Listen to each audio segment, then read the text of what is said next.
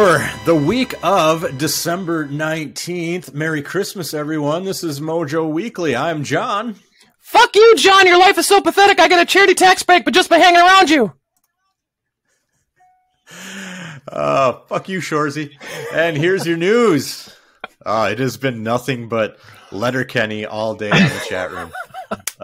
Non-stop Letterkenny on the chat room. I fucking love it. All right, let's get to the news, Josh. We had some stuff going on this weekend. Most importantly, the Nintendo Indie Direct. Ooh. Lots of stuff announced on Thursday. So let's go through it. We're going to talk about the games that they mentioned. So first up, we got Chicory, A Colorful Tale. This game has already been out on Steam. It's one of the highlights of the year for me. Coming to Switch. Actually, it's out. It's there. It's now. You can go grab it. Chicory. What is it? Chicory. It's, it looks like a coloring book, and then your character wanders around top-down Zelda style and fills in the world. And it's a really, really cool game. Like an adventure kind of game with a really great story. Okay. And another cool feature is that it's got tons of accessibility options. You can just fuck with this thing all day long. You can turn the difficulty completely off and just be like, show me the story. Wow. Like they went nuts on accessibility options. That's really cool. This game, and it's great. Let's see. Afterlove EP looks okay. It's a rhythm game and a visual novel kind of game. A lot of these story games just don't do it for me. They're just a little too a tale of understanding and self-discovery, and I'm just like, fuck you. I got enough of that in my day-to-day. I just want to jump on fucking Goombas heads and slash shit. So anyway, sometimes looks okay. That's what you need, man. Yeah. Alicia with two eyes, The Oblivion of Twin Goddesses. It's a 3D puzzle game where a couple twin sisters are stuck in a temple. Look neat. Look like a puzzle platformer kind of deal. But it was all right. Here's one that I think you mentioned that you were interested in, Sea of Stars. Very much so, yes. I think it looks fucking beautiful. Yeah, it's an RPG, isometric action RPG, brought to us by the same folks who made The Messenger, which we're going to talk about later. Spoiler. But looks really, really good, and partially scored by composer Yasunori Matsuda, who scored the Chrono games, Trigger and Cross. Nice. That's pretty epic, man. Holy shit. Yeah.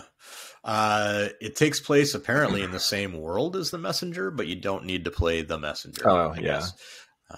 Coming out next year, late next year. Figment is a isometric platformer getting a sequel. It's called Figment 2. Shocker. The demo is out there now if you want to check it out.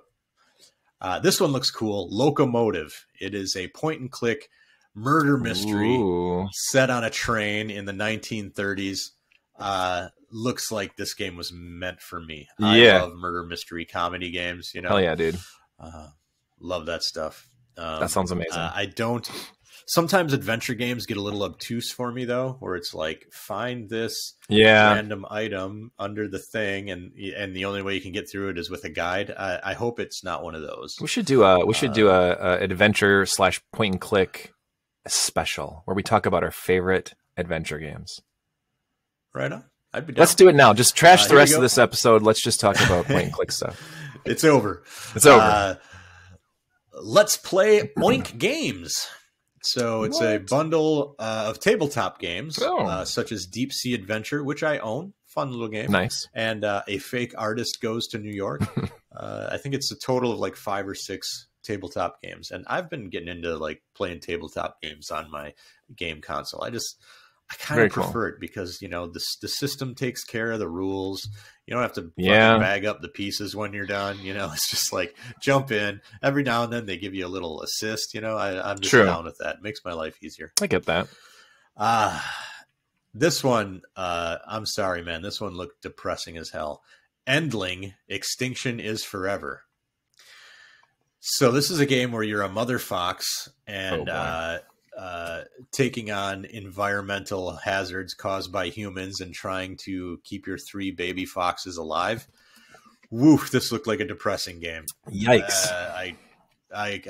You know, you're wandering through what looks like just a overrun, you know, back lots, backyards, you know, and just with, it looked horrible. I'm sorry. It just looked, I mean, the game itself looked pretty, and I'm sure it's a nice enough game, but it just looked like misery. What kind of game is it? Is it similar to like Limbo, which is also a depressing style game? Yeah. Yep. I would say, yeah. Okay. This is another one I'm excited for. This has been in the works for a while. Ollie Ollie World. I like the first 2 Ollie Ollie games, but this one's more open world. And this will be available on February 8th. So it's coming up. Oh, that's cool. Coming up. Here's one for you, Josh. River City Girls 2. I've actually never played the first one, so that's exciting. It's good. I think I played it on Game Pass. I'm not sure if it's still there, but it was fun. Nice. Really fun. And this one has online play as well. So coming out in the summer. Heck yeah, man. Dungeon Munchies, a side-scrolling action platformer. It's already out. It's about hunting, cooking, and eating monsters. So there you go. Yum. Dungeon Munchies? Yeah. That's a good name. Yeah. That's a good name. I like that. Timely? Timelie? Timely? Yeah. Anyway. It stars a cat. And, you know, you manipulate time a la Blinks the Time Sweeper, maybe? Holy shit. What is this, 2 weeks in a row we've gotten to mention Blinks the Time Sweeper? That's amazing. I know, right? It's already out on the eShop along with a demo if you wanna check it out. Very cool. And then they did we've got one more thing. But wait, and there's more. That was Amori, which is a time-traveling RPG. Had little bits that looked a lot like Earthbound. Oh, no way. A lot like Earthbound. Oh, I might have seen screenshots of that. That's really cool. Yeah, some of the gameplay bits looked a lot like you're wandering around Eagle Land with Ness and his buddies, you know. And that's called Amori? Amori, Omorie. Yeah. So that was that for the Indie Direct. Some cool stuff there. I'll definitely check out, but let's move on. Elsewhere in Nintendo Land, Nintendo announced they will be adding Banjo-Kazooie to Nintendo Online in January. So that's cool. It's crazy. There's a rare game, right? Yeah. So that's pretty crazy. Cray. I may be getting my hopes up here, but that leaves the door open for Diddy Kong Racing. Oh. Just saying. Yeah. You know what? You're right. That's true. If they can put Banjo-Kazooie out there, they can sure as hell put Diddy Kong Racing out there. I mean, they already released it on the DS. Yeah. Why not put it out on Nintendo Online? It's true. Right? And then just on Thursday, out of nowhere, no announcement, nothing whatsoever, Nintendo was like, hey, by the way, on the Sega Genesis for Nintendo Switch Online, we've added Altered Beast, Dynamite Headdy, Sword of Vermilion, Thunder Force 2, and Toe Jam and Earl. Hell yeah. Toe Jam and Earl and Sword of Vermilion. Those would be my favorites on that. I like Sword of Vermilion quite a bit. It's a good game. Yeah. I'm a big Dynamite Headdy fan. Nice. I like how kooky that game is. And I played yesterday when this came out. I played Thunder Force 2 for the first time. I have no idea how to get past the first level. Yeah, so a lot of people enjoy Thunder Force 2. It's the first one and the second one. I didn't get into the series until the third one. It's the top down, like the screwy, like, ooh, now you're going this way, and you just don't understand how to play it. And maybe someday I'll get into it, but I don't know. Yeah. I don't know. I'd rather play 3, 4, and 5, and 6, and whatever. All the good ones. For sure. All right, next up, Josh, Windjammers 2 has a release date. It is coming out to the PS4, Xbox One, Switch, and Steam, as well as Stadia on January 20th. Gorgeous. January 20th. Also, it'll be available on Game Pass. So here's a little rundown. 25 years later, throwing flying discs at your opponents is still as cool as back in the day. So it's a sequel to the Neo Geo classic Windjammers. It's the perfect mix between what you loved about the classic title and brand new mechanics. Fast-paced, strategic, easy to learn but hard to masters. It follows the steps of the first episode, etc. More PR stuff. So there'll be new challengers, new stages, new mechanics, and more. It is definitely cool to be into Windjammers, and it is definitely cool to tell people that you loved Windjammers all the way back in the day with the Neo Geo. But I cannot think of one single friend of mine who ever enjoyed Windjammers, and when I go back and play it, I don't know. It seems all right. I never thought anything other than a stupid little Pong, disc passing game with a goal, and I don't know, man. Like, I don't understand the hype. I'm glad people are into it, but I don't quite understand it. Yeah, I honestly had never played it until I have it on like last year. Yeah, I have it on my 161 cart for my Neo Geo MVS, and as everybody's like talking about, oh man, Windjammers, we love this game. It's great. What? Really? Okay, so I popped it in, and I'm like, yeah, this is what I remember it being. It's fun, I guess, but I'm not going to sit here and claim that I loved it growing up and it was like just as kick-ass as Samurai Showdown 2. Like, fuck yeah, Windjammers. It's way up there, man. I was in the arcades putting quarter in after quarter. No, I wasn't. Nobody was. What the hell are you guys talking about? Get fucked. Get fucked! Get fucked, Shorzy. But I played it. I'm pretty sure I played... They did a remake of it, right? Yeah, in the past a couple years ago, yeah. Yeah, and I'm pretty sure I played that and enjoyed it, but that's all I know of Windjammers. Yeah. Josh, here's something, though. Here's our final news item of the week. I'm ready for it. Do you remember the Astro City Mini that was released last year? Not at all. Oh, yeah. Yes, arcade, I do. Mini arcade with a bunch of Sega stuff on it. Oh, yeah, dude. That was okay. I thought it was a neat idea, and there were some cool games on it, but a lot of it was like, I've played these games 1,000 times on Sega. Yeah. Like collections and whatnot. Right. Well, Sega has announced the Astro City Mini V. Whoa. It's the second product in the Arcade Classic series, following the original release last year. Yeah. This time last year, actually. It's coming out this summer for about 20,000 yen, so we don't know the American price or if there will be one. It is a reproduction of the Astro City arcade cabinet. This one has a vertical screen, hence the V. Oh, hell yeah. And contains 22 games. And Josh, I'm interested. Oh, are you? I'm fucking interested. Tell me why. Why are you interested, John? Here's what we've got. There are 22 games. I'm going to name a few of them. Armed Police Bat Rider. Okay. Batsugun. Of course.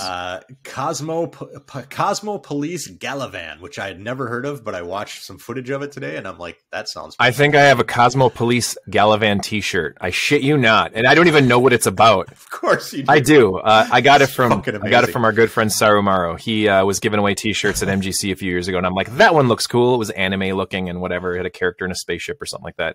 Yeah, I'll go look for it. I'll find it. That's awesome. Yeah. What was the next one that I was going to name off here? Dogyun, which is another shmup. Sure. Fire Shark, also known as Same. Gunbird, Moon Cresta, Terra Cresta, Raiden, Samurai Aces, Sorcerer Striker, Tatsujin. Beautiful. Truxton 2. Zaxxon. Nice. And here's one for you, Wrestle War. Thank God. I've been waiting for that. That was the game in the arcades when you were walking around, you're going through and you're like, oh, I love this game. Or I love this game here and I love this game. And then in the corner, you hear this one game constantly keep saying it in a loop of like 30-second attract mode where it goes 1, 2, 3. That's the game. Wrestle War. Wrestle War. Yeah. Yeah. So anyway, and I mean, that's a good bundle, man. So depending on the price, if they can bring it down a little bit, I don't know that I'm paying $200 for this thing, but is it having armed police Bat Rider and Batsugun and a bunch of those other ones? Yeah. Is it going to be in a mini cab thing? I get they're going to put it in and all that stuff all over again. Yeah. Yep. With an HDMI out on it. There'll also be like a mini controller, a little 6-button controller, or a mini 6-button arcade stick. That's pretty cool. Oh, man, but people are getting so creative nowadays, and I don't mean to shit on this at all, but people are getting so creative nowadays with the Mister and the FPGA stuff, and then with the Raspberry Pi and what you can get for emulation on those. You can put them you can make your own mini arcade cab that's a Raspberry Pi. Like, I've seen them online. And it wouldn't, for sure, and then I you're not have one. And you're not, yeah, I got one too. It's not, I don't have the arcade. I got a regular Raspberry Pi, but like, and then you're not dealing with 22 games. You're dealing with like 20,000 games. You know what I mean? For real, like it's hard to weigh the options here. I'm sure collectors will love it though. Yeah. So, my Raspberry Pi that has probably, I don't know, 3,000 arcade games on them. Sometimes the emulation is a little janky. Yeah, so like exactly. Batsugun, for example, is upside down. So you got to like stand on the other side of the table and play. Yeah. Oh shit. Okay. So sometimes those the porting, or not the porting, but the emulation is a little wonky on some of that shit. Or sometimes it stretches out automatically and there's nothing you can do about it. So, and I think Batsugun and Armed Police Batrider are two of the games that are affected by that janky emulation on my Raspberry Pi. But anyway, so I thought that was neat. I was wow, one of these things that I'm actually kind of interested in if I can get it for a good price. Right. That, my friend, is our news. And it is time for the new releases. One game this week. It's Christmas week. Got one game. One game. That is Lacuna, coming out for the PS4 and Xbox One. There it is. Your new releases. All right. Wow, I don't know what Lacuna is. Are you overwhelmed? I don't even know where to begin. Let's talk about sci-fi. It is a sci-fi noir adventure. Oh, so there you go. That's kind of cool. That's what Lacuna is. All right. So we gave it its time. We gave it the time it deserves, I guess. Well, let's. We should do a deep dive into Lacuna Macaca at some point. Yeah. Wow. Good joke. You're welcome. All right, so for the folks who watch this on YouTube, I'm going to try something new so you don't have to stare at our stupid heads while Dale does his retro recap. I'm just going to put up a graphic. Josh and I are going to shut off our cameras and see if this works. Unfortunately, with the software we use, we won't know if it works until we're watching it along with you on YouTube. So here goes. Here is Dale and his retro recap. Hey, MoJoWeekly listeners, this is Dale, and welcome back to this week's recap of the latest retro re-releases, remasters, and remakes. As always, credit for this goes to GSK from Retronauts.com and LimitedRunGames.com. Let's get to it. The only physical release I have this week is Grand Theft Auto Trilogy, the definitive edition for PlayStation and Xbox consoles, hitting this week via most retailers for $60. Already hit digitally a few weeks ago, and this collection that collects San Andreas, GTA 3, and Vice City is now available on current consoles, physically. Moving on to digital releases for the Arcade Archives release this week, we have Mirai Ninja for the Switch and PS4 for $8. Mirai Ninja was a Japanese coin-op exclusive from Namco that first hit in 1988. It is an action platformer that was a licensed tie-in to a film that did release stateside here as Cyber Ninja, and is the featured background music for this week.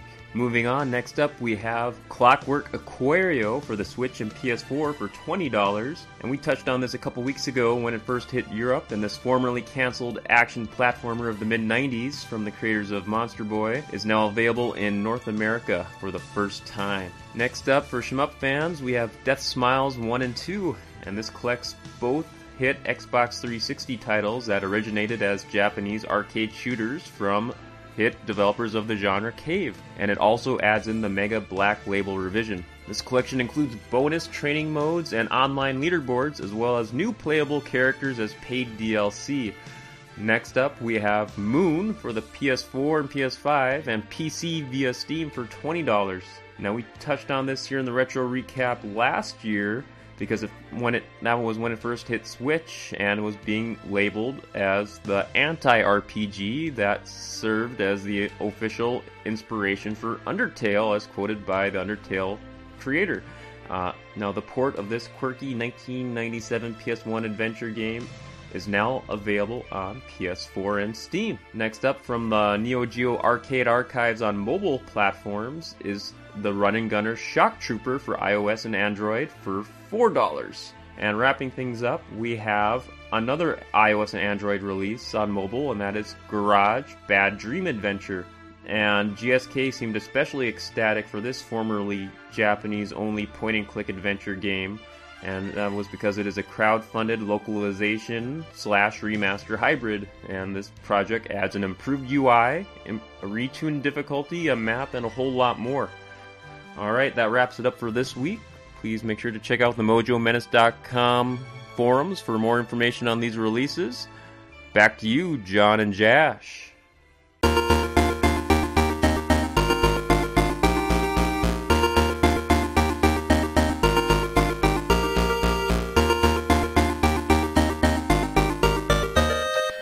All right, Josh, we're back. Now what's going to happen is we're going to watch this later, and our heads are going to be squished like this, and Dale's little graphic is going to be squished like this, and YouTube people are going to be like, you guys are fucking, this is amateur hour over here. Yeah, I'm hoping so. I was scratching my nuts the entire time, so. Sorry, guys. It's going to show up like this. All right, so it is time for the game spotlight. I thought today we would talk about a game we mentioned at the top of the show, The Messenger. Came out about 3 years ago.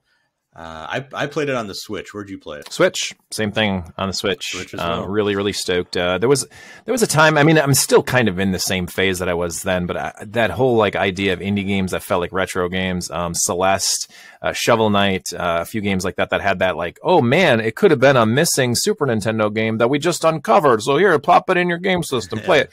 You know, they kind of have that feel to it. And Messenger.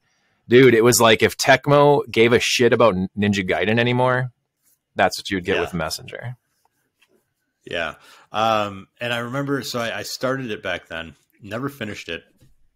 I don't know. I think I got probably, and we'll get into the details in a little bit, but I probably got about 3/4 of the way through the quote unquote 8-bit part before I just kind of went down for something else. And I don't remember what that was. And then, you know, this past week, Sea of Stars was announced, and they're like, you know, brought to you from the goons who made The Messenger. And I was like, fuck, I forgot about that game. I should go back and play some more. So the other night, I put a good like 3-4 hours into it. Oh, yeah. And I got to the second half of the game where it kind of turns into quasi 16-bit-ish. And I'm really enjoying it outside of a few minor hiccups. So let's talk about what it is. Messenger is kind of a ninja-like game. Very much feels like Ninja Gaiden when you're playing it, like you mentioned. You stick to walls, you know, sometimes for better or worse, because sometimes you stick to things and you don't really want to, and you're like, God damn it! God damn it! You run around, so running a hack and slasher, right? You eventually gain upgrades to your weapons. You have shurikens. Or shurikens. Yep, sorry. It's not Street Fighter. You got ninja stars, basically, essentially. And then you've also you get like a grapple ability. Yep. And then you also have these abilities that I'm not as in love with, and it's kind of like this floaty jump kind of thing where you kind of double jump and then you can just like float down. Yep. And then there's another one like that you kind of combine with that you can like extend your jump by floating, doing the double jump and then attacking to kind of extend your jump, so you like attack enemies. Bounce from enemy to enemy. Isn't it like jumping to red dots? Is that what it is? Like you're kind of doing this like jump. More or less. But it reminded me of Aladdin on the Super Nintendo. Do you recall that game at all?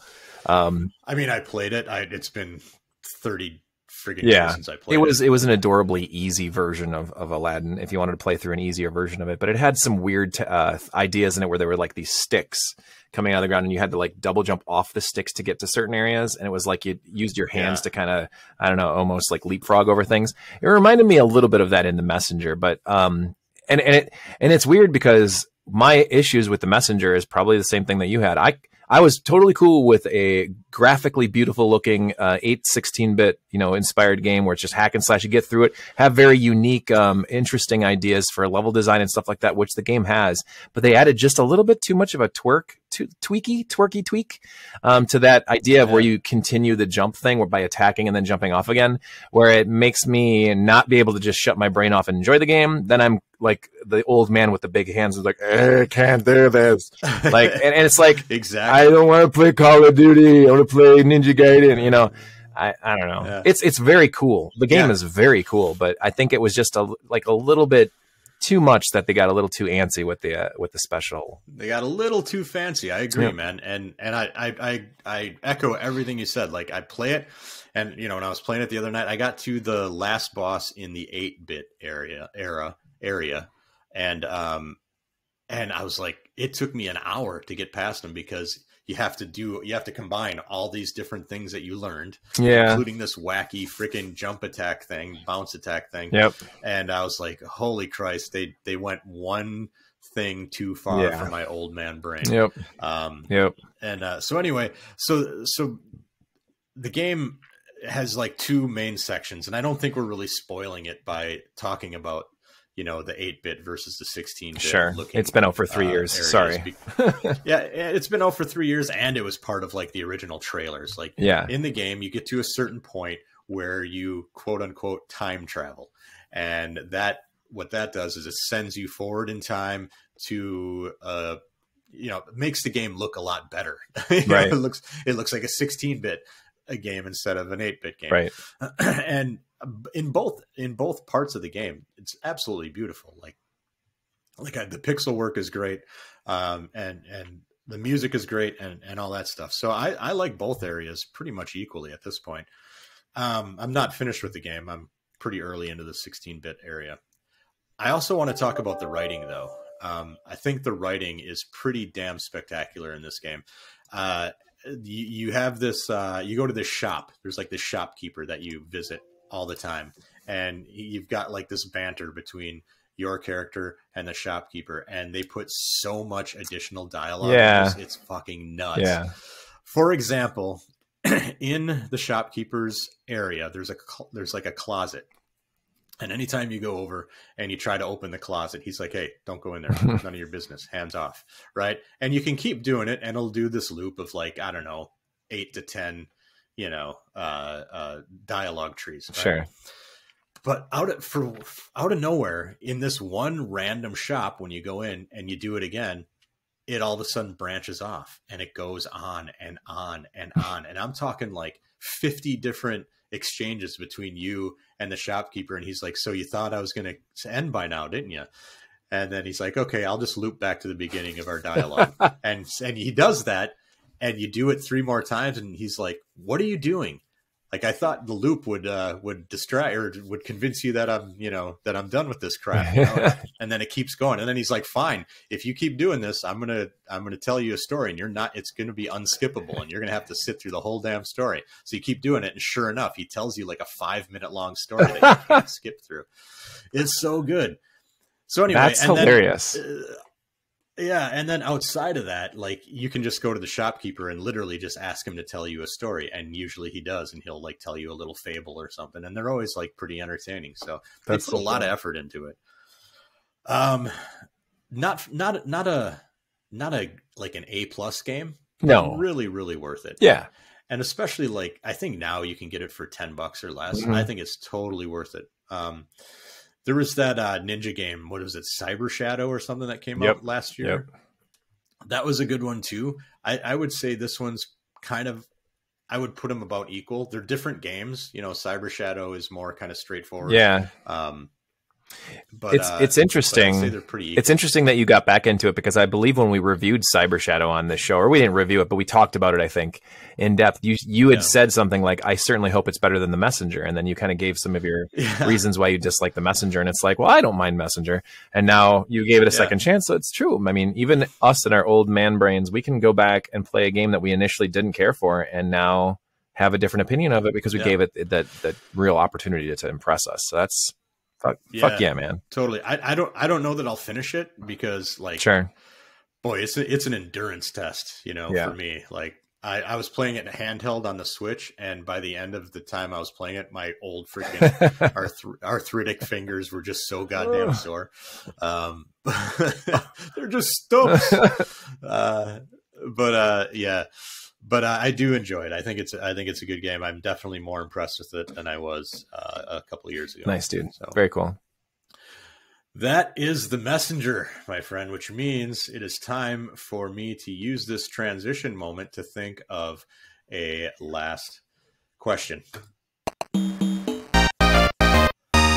All right. Okay, here we go.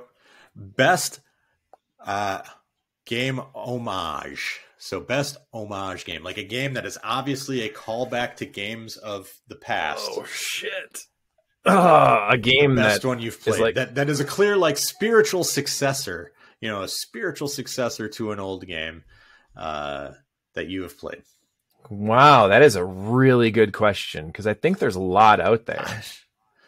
I just thought of it off the top of my head. So, oh yeah, that's good. What you got? Man, I know there's probably better examples, but the first thing that popped in my head is something we mentioned earlier, and that's Shovel Knight. I think Shovel Knight is an amazing homage to DuckTales, Mega Man, and Castlevania. Like, here you go, love letter for all of you guys that like those games. DuckTales, Mega Man, Castlevania, Shovel Knight. That's one of my favorites. That was going to be my answer as well. It was going to be my answer. There are others, though. There are others that are like, they're just like, remember when you were a kid and you loved this? It's like, what? Yeah. How are you doing this? It's not even licensed. And it's like, because it's not Cunyo, it's Canyo. You know, like really? Yeah. Damn. Yeah, like that Blazing Chrome game that we talked about. Yes, that is a really good Contra game. Without it being Contra. Yeah, exactly. Damn. So that's a good question. Dude. All right. Well, that's it for us. If you want more of our stuff, you can go to MoJoMenace.com. On the main page, we've got links to the forums, the chat room, and our merch store, which there's a sale going on right now, and I think it ends Sunday when this drops. So you can get a T-shirt for $14. Whoa. It ends today. Hurry up while supplies last. Discord, all sorts of good stuff on our Discord chat. And Dale lives in our forums, so you can click on the forums and hang out there. YouTube.com/MoJoMenace, Twitch.tv/MoJoMenace, all of the social medias we are at MoJoMenace. Josh, where can they find you? If you'd like to continue the conversation with me about Shovel Knight or even watch me play cool video games like Dragon Slayer, The Legend of Heroes, I'm doing that right now on Twitch, by the way. You can give me a follow at _Joshua Turbo. Don't forget the underscore, as it is the most important underscore in all of the internet. And I'm going to remember to play the outro music this week. Until next week, bye-bye.